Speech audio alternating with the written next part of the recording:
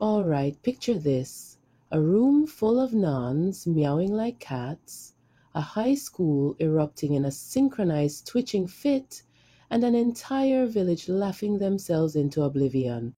Yeah, you heard that right. Not a fever dream, but actual historical events. What do they have in common? Well, that's what we're here to figure out. Welcome back to The Curious Past, the channel where we uncover the strange, forgotten, and downright fascinating corners of history. I'm your host, Shan. And I'm Danny. Today we're delving into cases of mass hysteria throughout history. Because let's be honest, sometimes history feels less like a textbook and more like a really, really weird episode of a psychological thriller.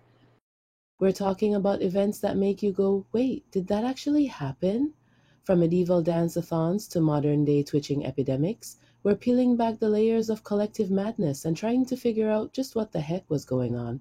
So buckle up because this is gonna get strange, like meowing nuns strange. Let's jump into these twisted tales. To get started, we're diving headfirst into a historical head scratcher that'll make your next dance party seem positively tame.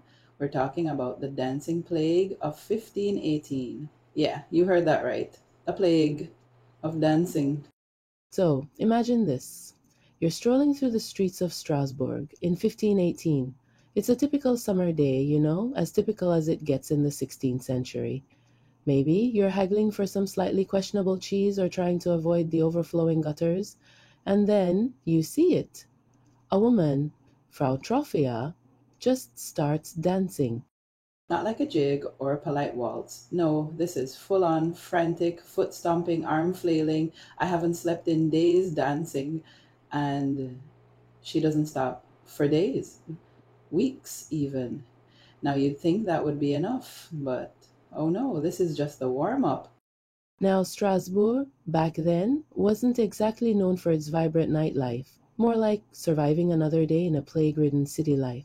But then more people joined Frau Trophäe.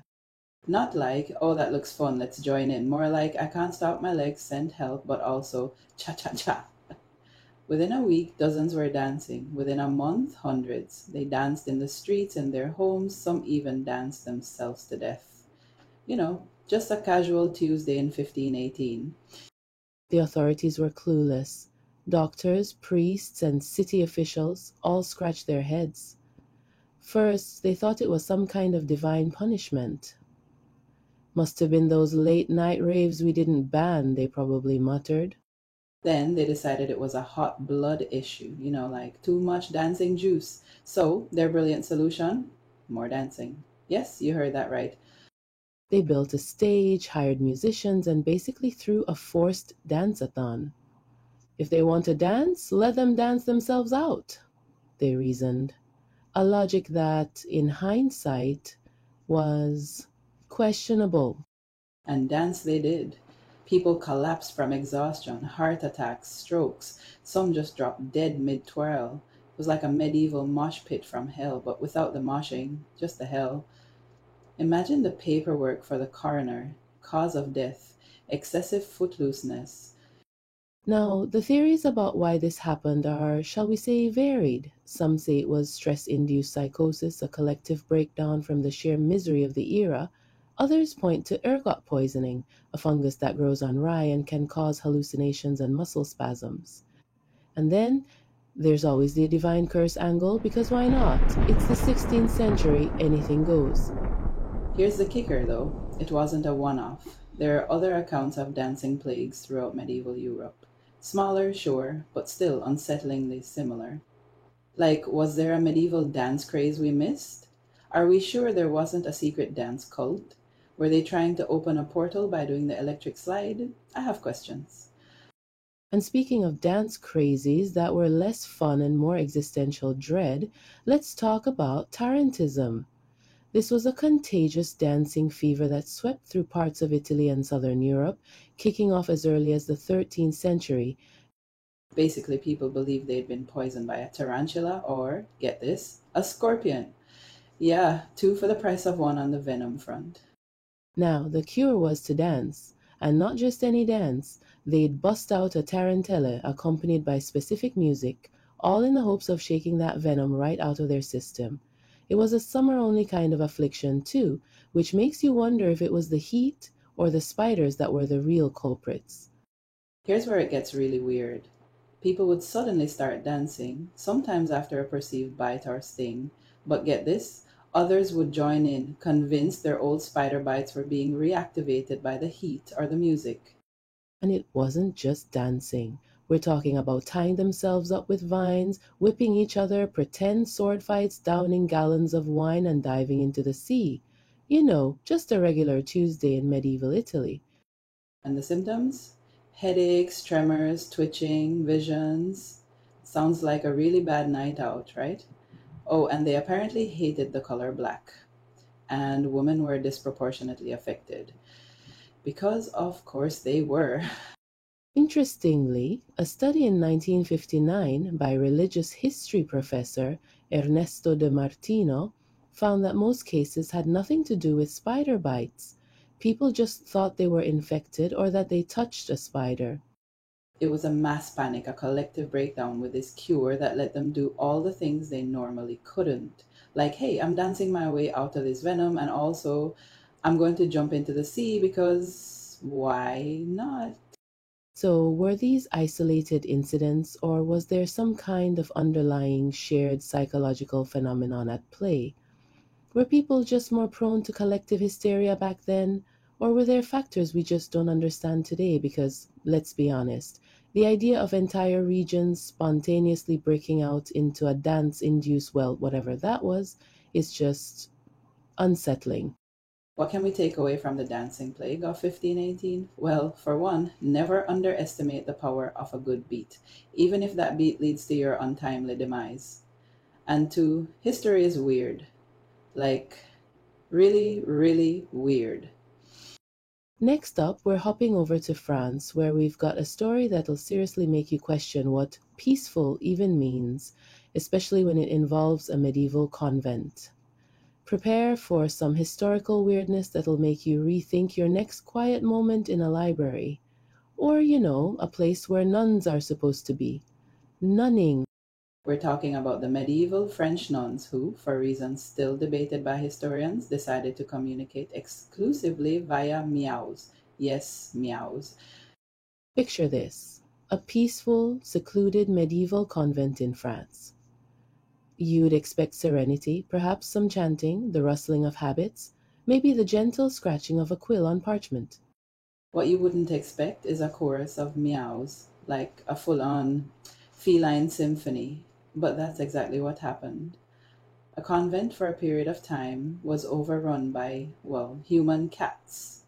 And we're not talking about a few stray purrs. We're talking full blown I demand tuna level meowing.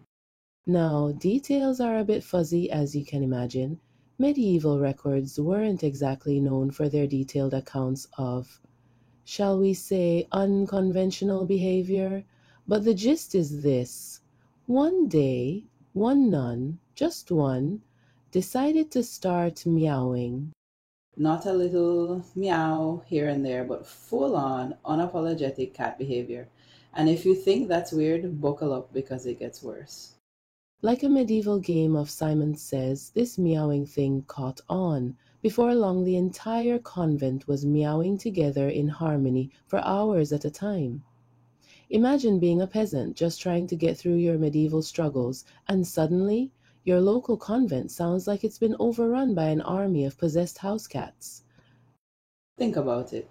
Imagine trying to have a serious theological discussion, or heck, just trying to figure out who forgot to refill the holy water while everyone's going meow, meow. Sister Agnes, did you see where I left the illuminated manuscript? Meow. Right, thanks, very helpful. Now, here's the best part. This wasn't a short lived prank. No, these nuns kept at it, daily, non-stop meowing, to the point where their neighbors, who I can only assume had had enough, called in the authorities, and in the Middle Ages, the authorities basically meant some very cranky church officials who were probably one bad day away from declaring them all witches.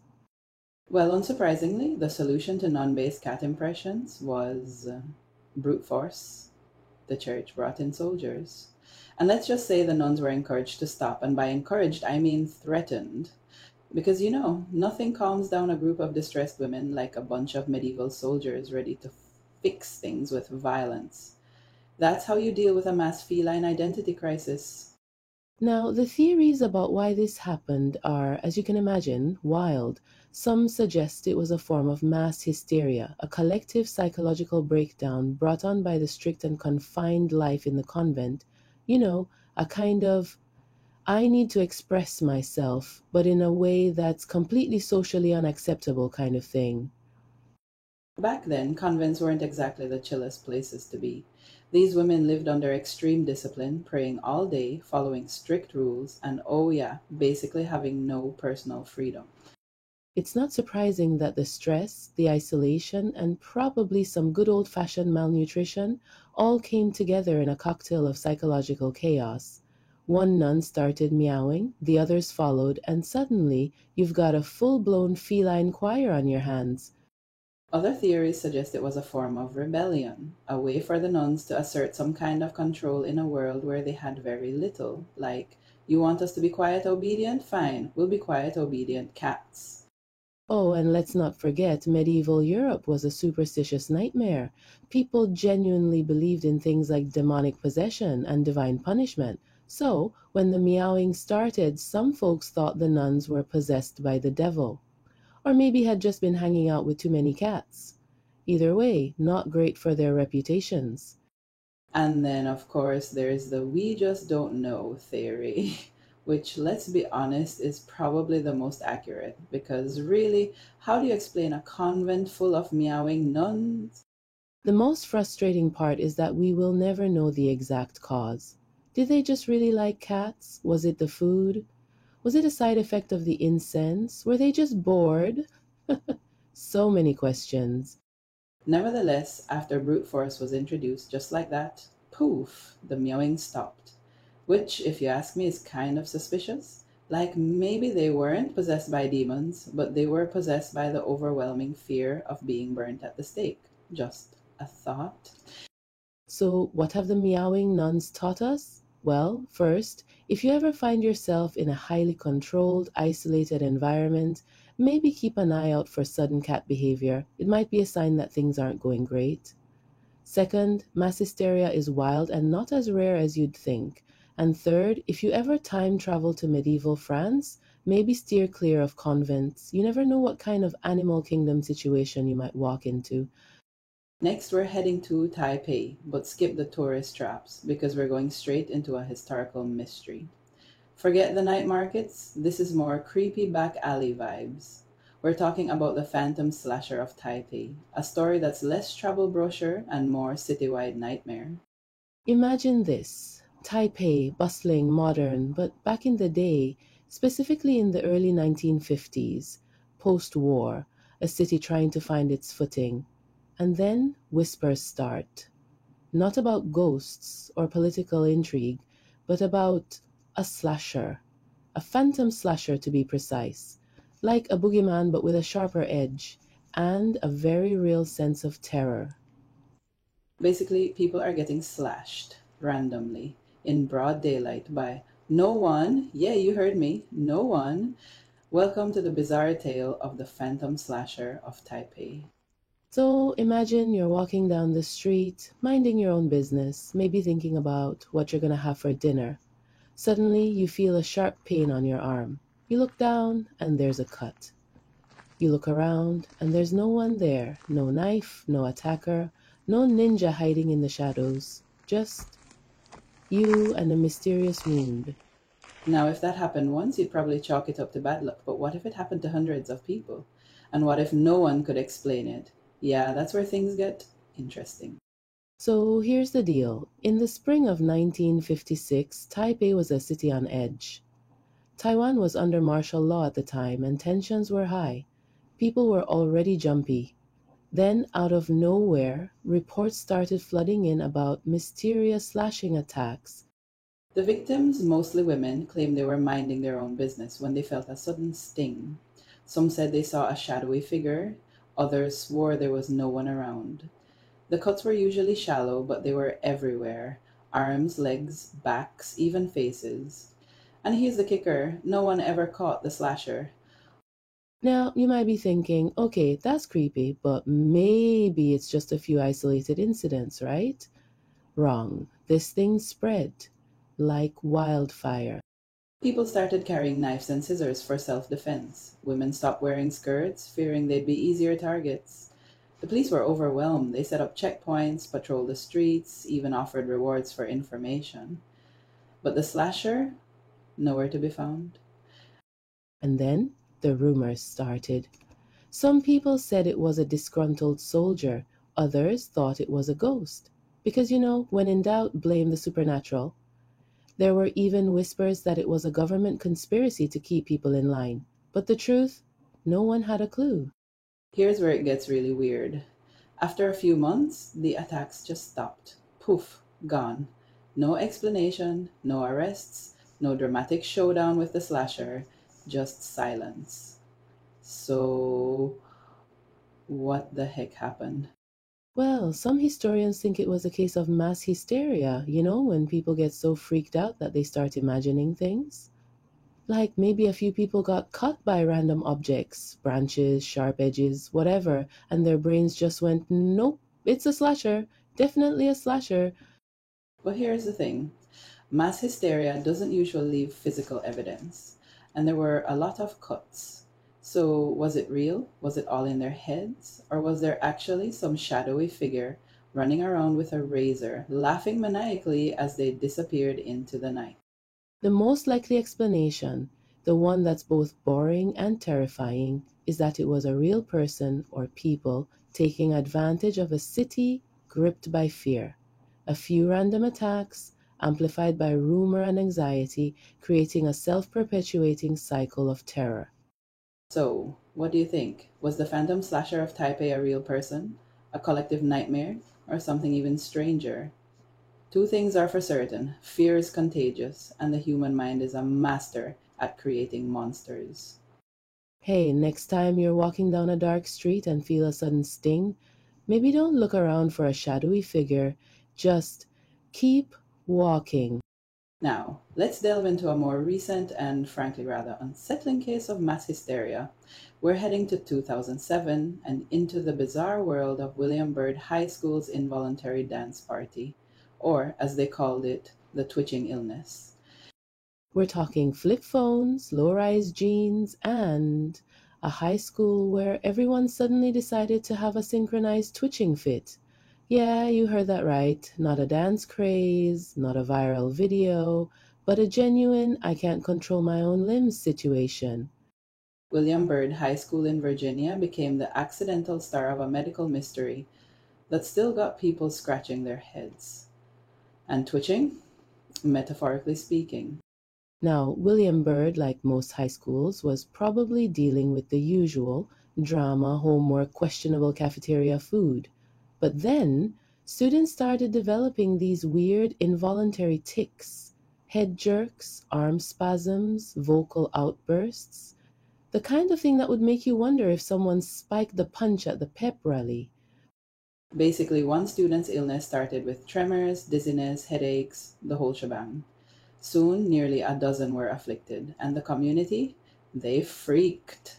School officials were pressured to shut the whole place down. At one point, 300 out of 1,200 students were playing hooky because, frankly, who wants to twitch in class?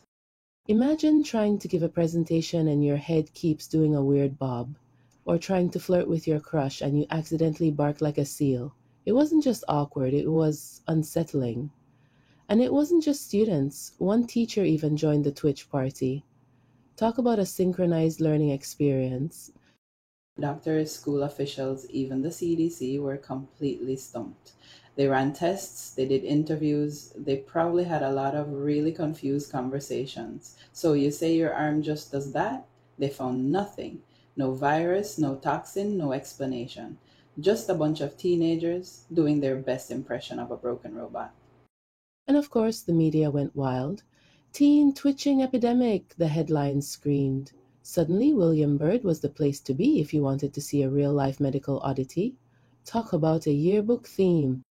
Theories? Oh, we had theories. We're talking carbon dioxide from the photography classroom because, developing pictures is apparently a gateway to involuntary spasms.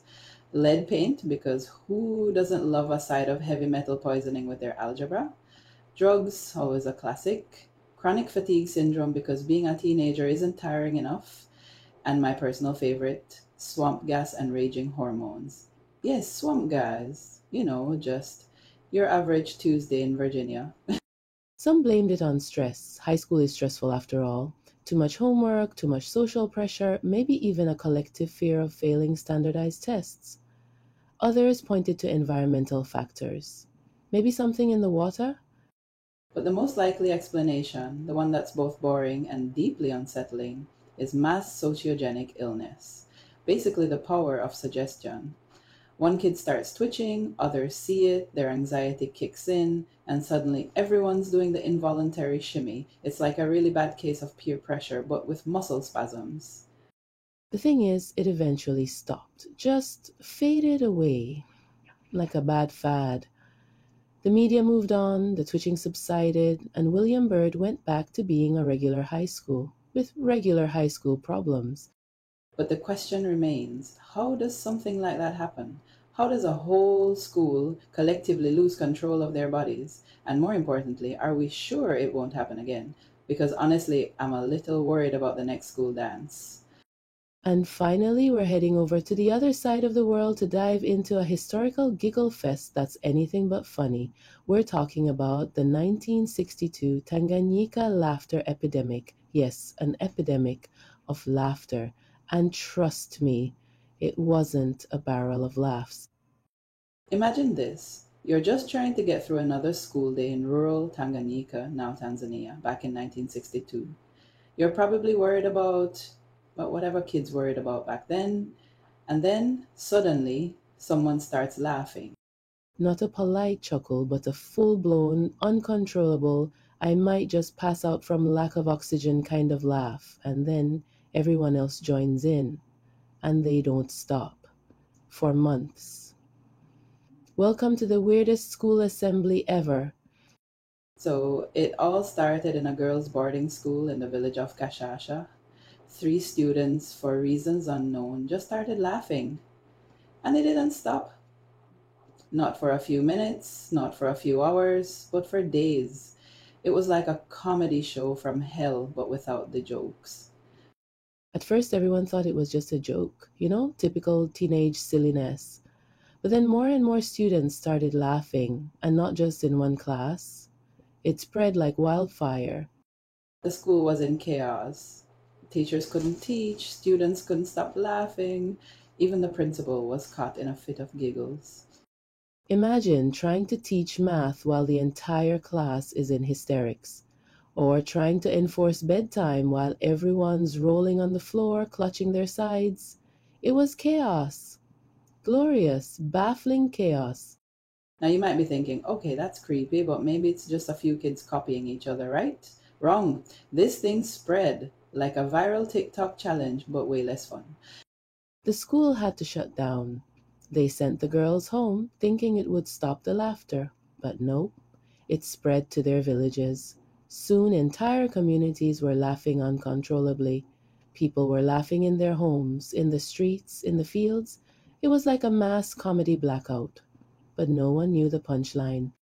Doctors and officials were equally as baffled. Even the World Health Organization got involved.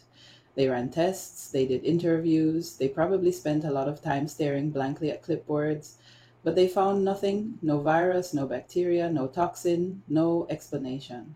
Just a lot of people laughing. They even checked if someone had spiked the water supply with laughing gas. Spoiler, they hadn't. And then the rumors started. Some people said it was a curse. Others thought it was a prank gone wrong. Because, when in doubt, blame the class clown.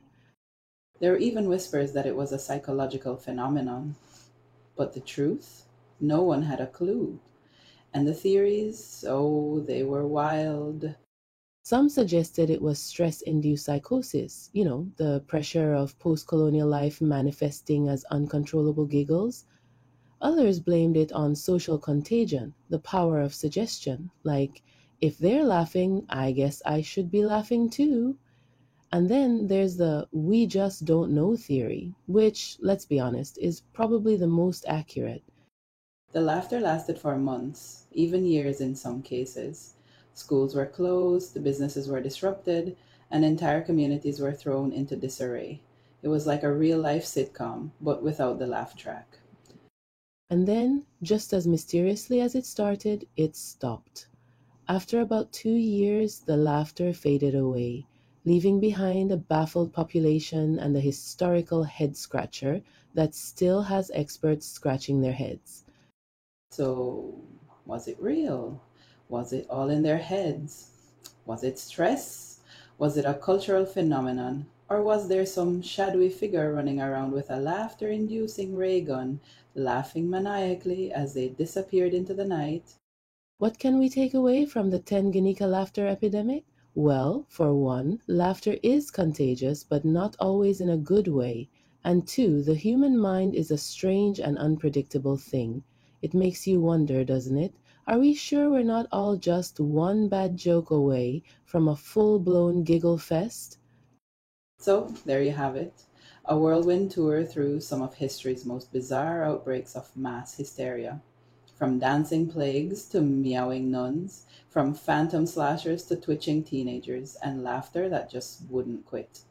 It's a wild reminder that the human mind is a strange and unpredictable thing, capable of both incredible creativity and, well, collective madness.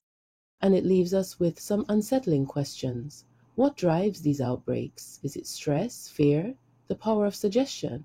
Or is there something else? Something lurking in the shadows of our collective consciousness that we still don't understand? One thing's for sure, history is full of these strange, forgotten episodes waiting to be rediscovered, and who knows what other bizarre stories are out there just waiting to be unearthed.